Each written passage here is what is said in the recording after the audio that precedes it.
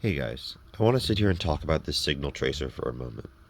I've been working on it. I actually had a video planned on it. It was about a minute long. I talked about a bunch of things. How this switch up here is very cool. I talked about how it can do RF audio signal tracing and it can do signal injecting, which is awesome. I talked about how it has an earphone, which is up there in the case, and how there's a ground wire too. You can see right there where it says Earth. I talked about how I like the construction of this and how I think it's really awesome. What I didn't talk about, what I forgot to mention, is that on the back, right here on the back of the unit, there's a little volume knob for the earphone, which is really cool.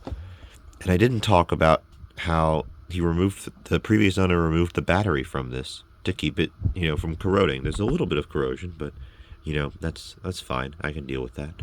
But the one thing I want to talk about here is just this was well cared for. And I can tell it was well cared for because look at this.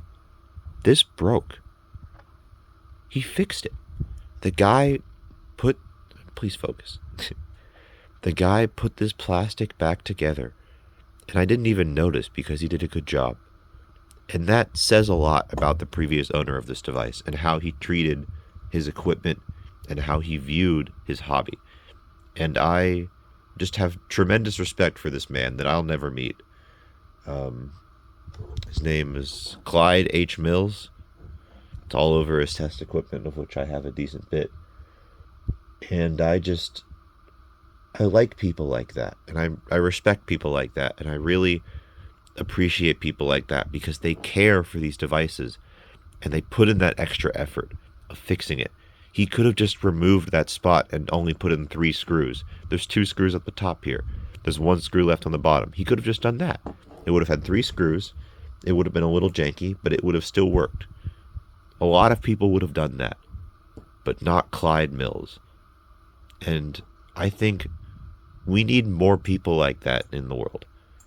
And I try to be that person. I like to take care of the things that I work on. But I've made mistakes. I'm not perfect, and I've made some dumb decisions. But the man who owned this really cared for his equipment, and that says so much about him. And I just wanted to point that out and say that even though I can't tell him personally, thank you, I can talk to you about it and say this is just really awesome, and maybe we should all, be a bit more like Clyde.